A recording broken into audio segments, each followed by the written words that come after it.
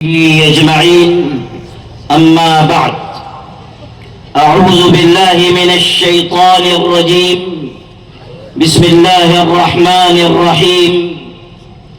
واعتصموا بحبل الله جميعا ولا تفرقوا.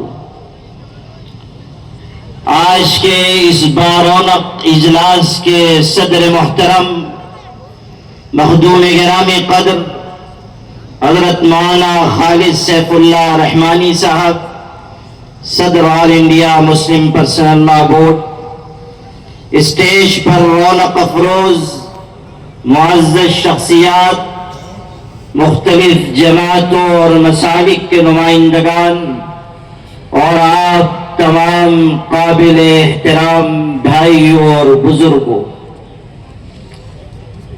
آپ کا یہ عظیم الشان احتجاجی اجلاس قدیم جالنہ میں ہو رہا ہے، لیکن اس اجلاس کی آواز صدر بازار نئے جالنہ سے بھی آگے تک پہنچ رہی ہے، اور آپ کی یہ ذمہ داری ہے کہ آپ اسے صرف نئے جالنہ تک نہ پہنچائیں، دلی کے ایوانوں تک بھی پہنچائیں۔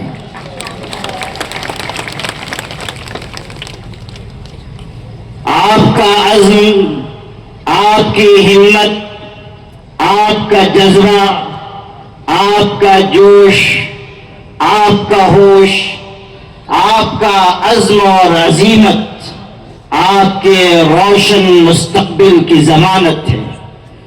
ہمیشہ یاد رکھیے، جو لوگ ڈرتے ہیں انہیں ڈرایا جاتا ہے، جو ڈرانا شروع کرتے ہیں انہیں ڈرانا چھوڑ دیا جاتا ہے۔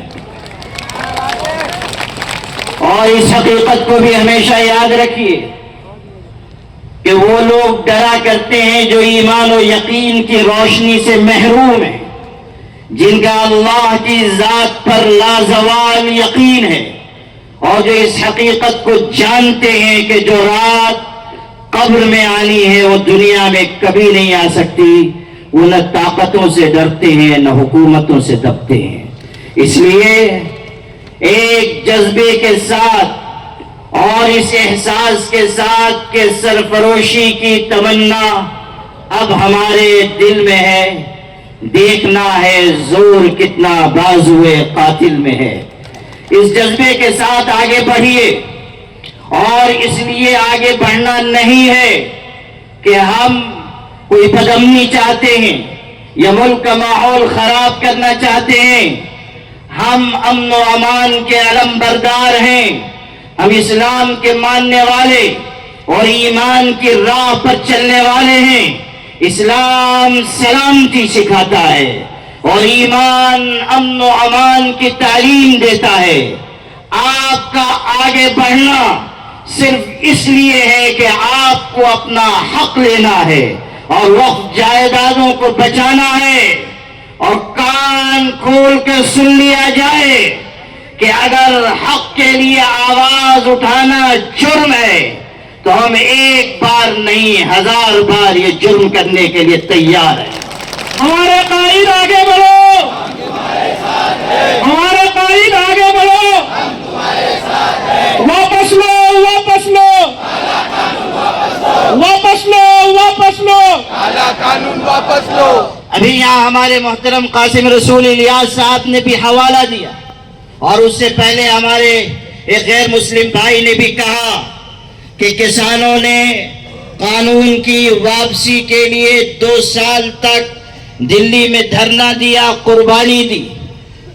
آپ اس حقیقت کو سمجھیے کہ ان کا مسئلہ روزی روٹی کا تھا، معاش کا تھا، روپے پیسے کا تھا، خوراک کا تھا، غذا کا تھا، اس کے لیے انہوں نے قربانی دی۔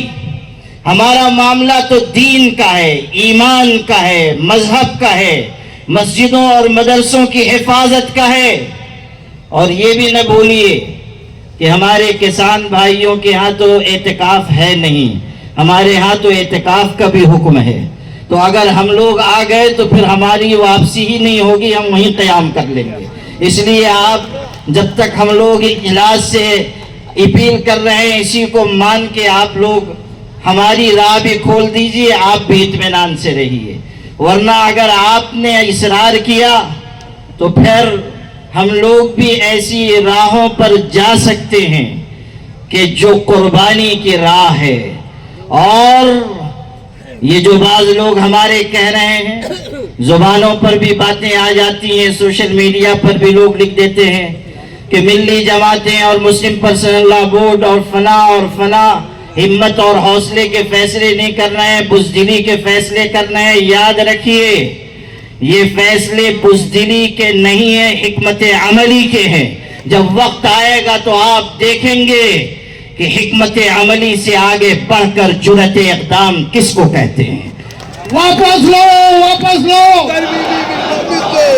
واپس لو, واپس لو. آل انڈیا مسلم پرسنل لا بورڈ کی تاریخ بزدلوں کی تاریخ نہیں ہے. ہمارے باپ دادا نے خوف سے پرے ہو کر, ہمارے علماء نے خوف سے بے نیاز ہو کر ہمیشہ دین و شریعت کے لیے قربانیاں پیش کی ہیں.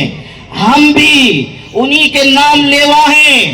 اور آپ کو یاد دلانا چاہتا ہوں کہ محرم الحرام شروع ہو چکا ہے, اور یہ مہینہ قربانیوں کی بھی یاد دلاتا ہے اور اس عظیمت کی بھی یاد دلاتا ہے کہ سر کٹایا جا سکتا ہے مگر سر جھکایا نہیں جا سکتا ہے.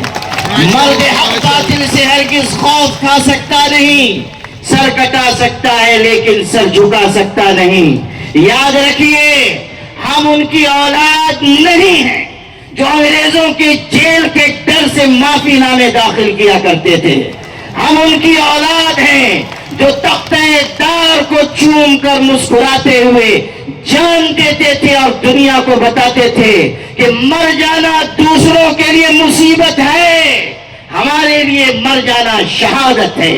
اور شہادت ہے مطلوب و مقصود مومن, نہ مال غنیمت نہ کشور کشائی. یہ غازی یہ تیرے پراسرار بندے جنہیں تو نے بخشا ہے ذوق خدائی.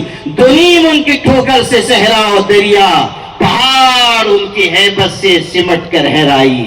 ہم ان کی اولاد ہیں, ان کی راہ پر چلنے والے ہیں.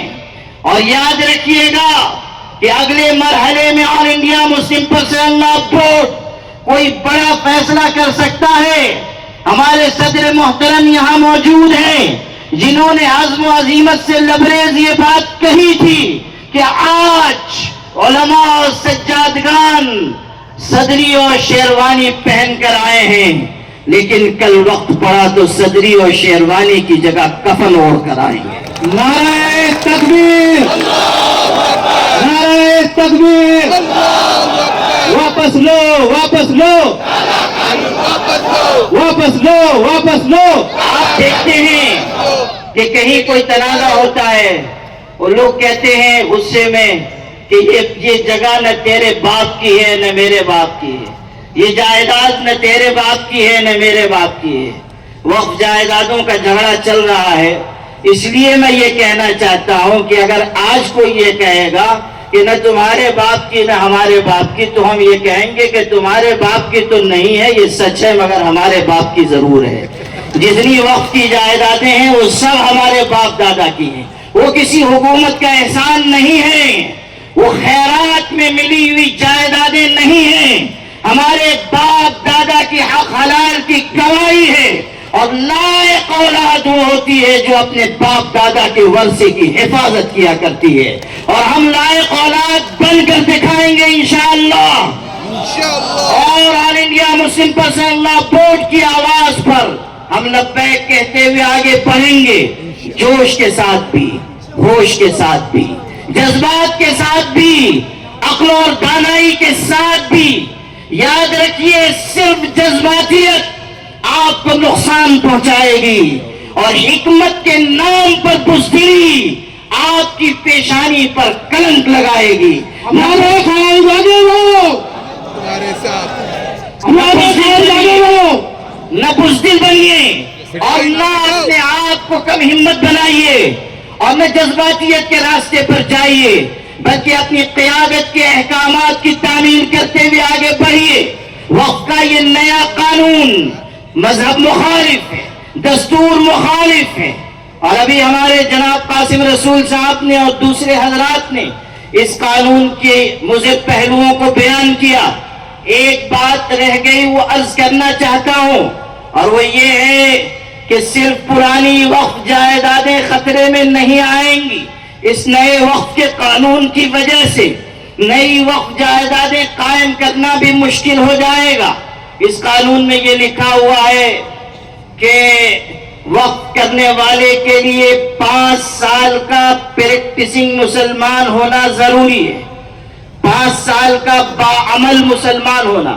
کوئی ڈیفینیشن نہیں ہے، کوئی تعریف نہیں ہے کہ باعمل مسلمان کس کو کہتے ہیں. اور فیصلہ کون کرے گا باعمل مسلمان ہونے کا؟ حضرت کلکٹر دامت برکاتہم فیصلہ فرمائیں گے کہ یہ باعمل مسلمان ہے یا نہیں. وہ کیسے کریں گے میں نہیں جان رہا ہوں. وہ بیچارے سی سی ٹی وی فوٹیج لگائیں گے کہ یہ 5 وقت کی نماز پڑھتا ہے کہ نہیں، یا رمضان میں سی آئی ڈی پیچھے لگائیں گے کہ دیکھو یہ روزہ رکھتا ہے یا نہیں، داڑھی ہے تو مسلمان، نہیں ہے تو نہیں مسلمان. پتہ نہیں کیسے فیصلہ کریں گے. لیکن یہ لکھ دیا گیا. اس سے 2 نقصانات ہیں. ایک تو یہ کہ جو ہمارے غیر مسلم بھائیوں نے وقف کیا ہے وہ وقف کے زمرے سے نکل جائے گا، اور کل کلا کو کوئی غیر مسلم وقف کرنا چاہے گا نہیں کر سکتا. مسلمان بھی کرنا چاہے گا تو اس کو ثابت کرنا پڑے گا کہ میں 5 سال کا باعمل مسلمان ہوں. کلکٹر صاحب کو اگر پسند آ گیا تو ٹھیک، نہیں پسند آیا وہ کہیں گے کہ آپ باعمل مسلمان نہیں ہیں، چھٹی ہوئی. مسجد نہیں بنے گی، مدرسہ نہیں بنے گا. صرف مسئلہ یہ نہیں ہے کہ ہماری پرانی وقف جائیدادیں خطرے میں آئیں گی، نئے اوقاف کے قائم کرنے کے لیے بھی خطرہ. اور آپ یہ بھی دیکھیے کہ اس قانون کے ذریعے کس طرح دوریاں پیدا کی جا رہی ہیں. کوشش ہو رہی ہے کہ خود مسلمانوں میں ڈیوائیڈ کیا جائے، پسماندہ مسلمان، غیر پسماندہ مسلمان. آپ ان سے کہیے کہ یہ کہاں سے آپ لے کر آئے کہ مسلمانوں میں ذات پات برادری کا نظام ہے یا پسماندہ اور غیر پسماندہ مسلمان ہیں. ہمارے ہاں تو یہ اعلان ہے کہ کوئی مسلمان کسی سے برتر اور افضل نہیں. کالا گورا ذات برادری کا کوئی نظام ہمارے ہاں نہیں ہے. یہ اعلان ہے کہ یا ایھا الناس انا خلقناکم من ذکر و انثی وجعلناکم شعوبا وقبائل لتعارفوا. اللہ تعالیٰ نے ایک ماں باپ سے سب کو پیدا کیا ہے، کوئی فرق نہیں، کوئی تفریق نہیں. یاد رکھیے جو نفرت کی بات کرتا ہے، چاہے مسلمانوں میں دوری کی بات، چاہے ہمارے ہندو بھائیوں اور مسلمانوں میں دوری کی بات، ایسا شخص ملک کو آگے بڑھانے کی بات نہیں کر رہا ہے. محبتوں سے ملک آگے بڑھتا ہے، نفرت سے ملک آگے نہیں بڑھتا. یقین ہو نہ ہو، بات تو یقین کی ہے. ہمارے جسم کی مٹی اسی زمین کی ہے. میرے وطن کے سبھی لوگ بھائی بھائی ہیں. یہ دوریوں کی سیاست کسی کمین کی ہے. یہ دوریوں کی سیاست اس ملک کے حق میں نہیں ہے.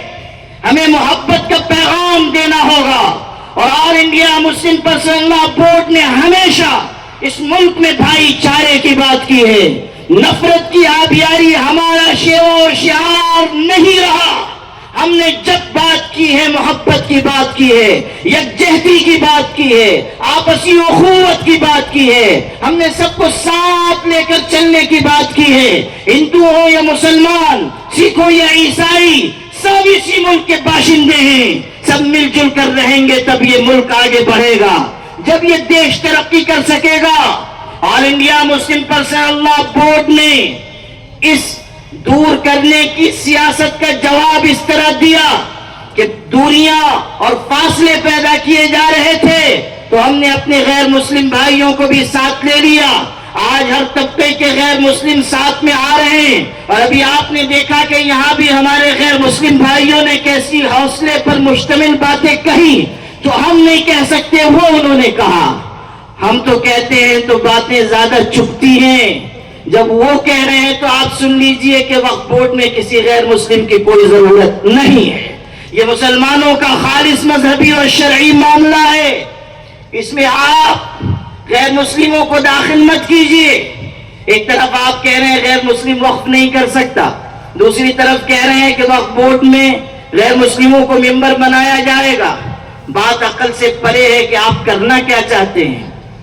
اس لیے میرے بھائیوں، آل انڈیا مسلم پرسنل لا بورڈ کی جانب سے آپ سب حضرات کو آواز دی گئی ہے اور آپ بڑی تعداد میں یہاں جمع ہیں. 13 جولائی تک ایک اسٹیپ مقرر کیا گیا ہے. اس کے بعد انشاءاللہ کچھ اور بڑے اقدامات کا بھی فیصلہ کیا جا سکتا ہے. ہماری جد و جہد انشاءاللہ اس قانون کی واپسی تک جاری رہے گی اور آپ سب کو اس میں ووٹ کا ساتھ دینا ہے انشاءاللہ. بولیے آپ ساتھ دیں گے انشاءاللہ؟ انشاءاللہ. آپ سب آل انڈیا مسلم پرسنل لا بورڈ کی ہدایت کے مطابق آگے بڑھیے، عزم و ہمت کے ساتھ، جرأت اقدام و عمل کے ساتھ، اور سمجھ لیجئے کامیابی کی منزل قریب آ رہی ہے. اور ہمارا یقین و ایمان اللہ کی ذات پر ہے اور ہم یہ سمجھتے ہیں کہ یہ کوششیں انشاءاللہ رائے گاہ نہیں جائیں گی. اللہ تعالی ہم سب کا حامی و ناصر ہو. وآخر دعوانا الحمد للہ رب العالمین.